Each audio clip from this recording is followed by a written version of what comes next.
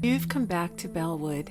The lanterns are lit, and the fire's glow spills across the tavern floor. Sit closer now. Let the hearth tell you a story.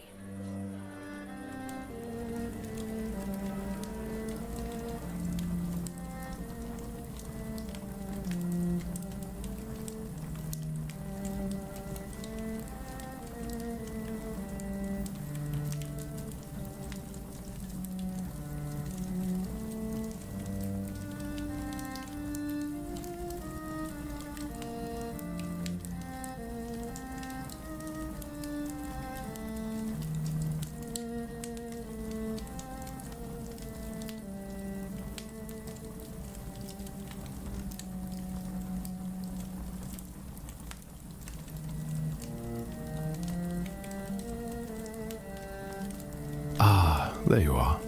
I was hoping you'd come back. There's something about a fire, isn't there? The way it draws us close and slows the hours. Even the wind outside quiets down when it sees a hearth alight.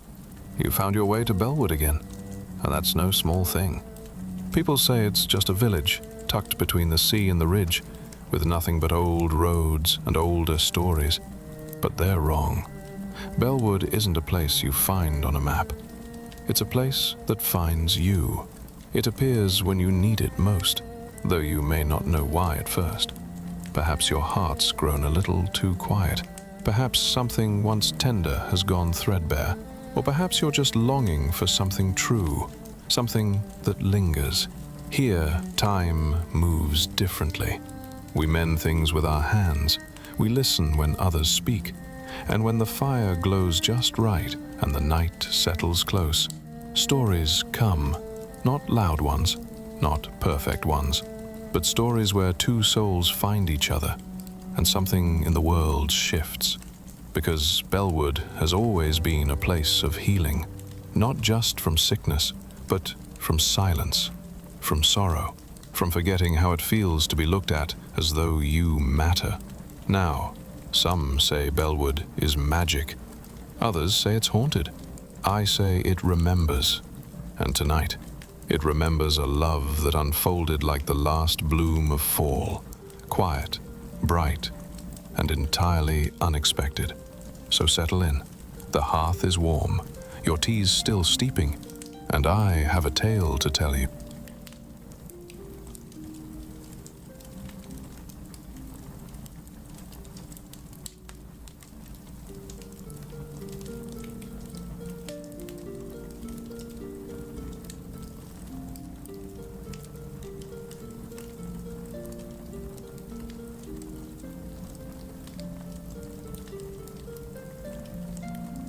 There's a saying in Bellewood: if a sparrow finds its way into your hands, you're holding more than a bird. You're holding a promise. This is the story of Jonah Hale, the blacksmith with hands too rough for gentleness, and Miriam Lee, the healer whose touch could coax life back into the smallest of things. And of a winter morning when a single sparrow set them both on a path neither had dared to walk alone.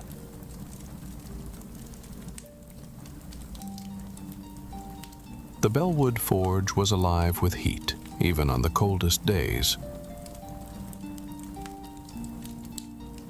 Jonah Hale's hammer rang steady against iron, sending sparks leaping into the dim air. His hands were strong, hands that shaped plowshares, hinges, and latches. But they had never learned gentleness.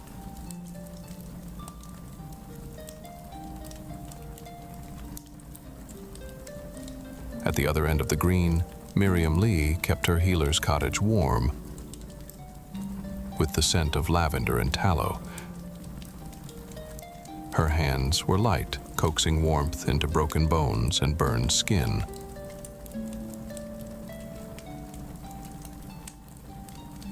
They spoke little, except for a curt nod when their paths crossed. "She's too soft for him," the villagers whispered, "and he's too hard for her."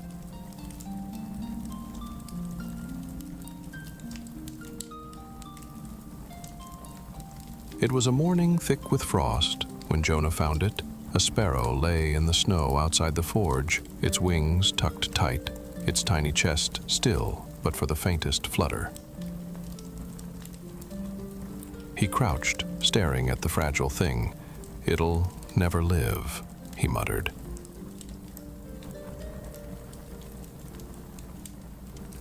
But his hands moved anyway, cupping the tiny body. The bird's warmth was faint, but real. And for the first time in years, Jonah felt something stir in his chest.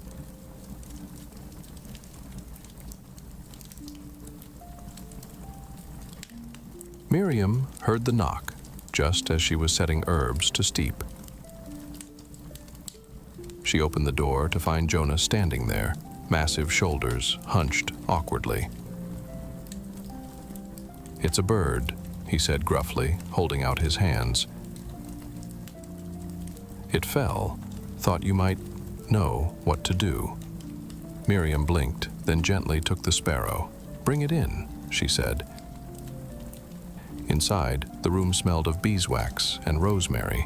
Miriam's fingers brushed his as she lifted the bird to a shallow dish near the hearth. "You could have let it die," she murmured. "Didn't feel right," Jonah said simply. Miriam looked up at him, then, seeing something in his eyes she hadn't before, something unguarded.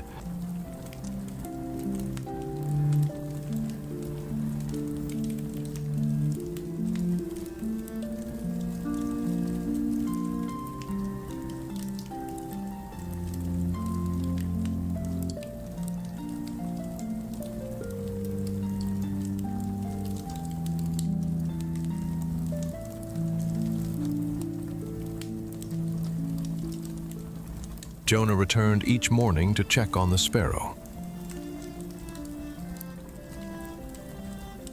At first, their words were few. He stood in the doorway, boots dripping snow. Miriam gave quiet reports. But soon he lingered longer. "You heal birds too?" he asked one day. "Anything that breathes deserves a chance," she replied softly. "And what about blacksmiths?" he said with a faint smile. Her gaze softened. "Even them."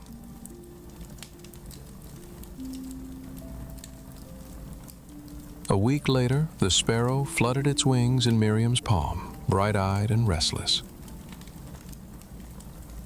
"It's ready," she said. They walked together to the edge of the meadow. The air was sharp with pine and wood smoke. Miriam opened her hands. The sparrow hesitated, then leapt into the cold air, its wings flashing in the pale sun. Jonah exhaled, his breath misting. "You saved it," he murmured. "We saved it," she corrected. As they turned back, Jonah's gloved hand brushed hers. "I don't know much about mending things that aren't made of iron," he said low, "but I'd like to try." Miriam's lips curved in a small smile. "Then start here," she whispered, slipping her hand fully into his, and for the first time Jonah's hands felt warm, not from the forge, but from her. The sparrow flew on, but some say it nested in the rafters of Miriam's cottage that spring, watching over her and the blacksmith. And if you ever find a sparrow in Bellewood snow, hold it gently, for in that fragile weight you might just find a promise of your own.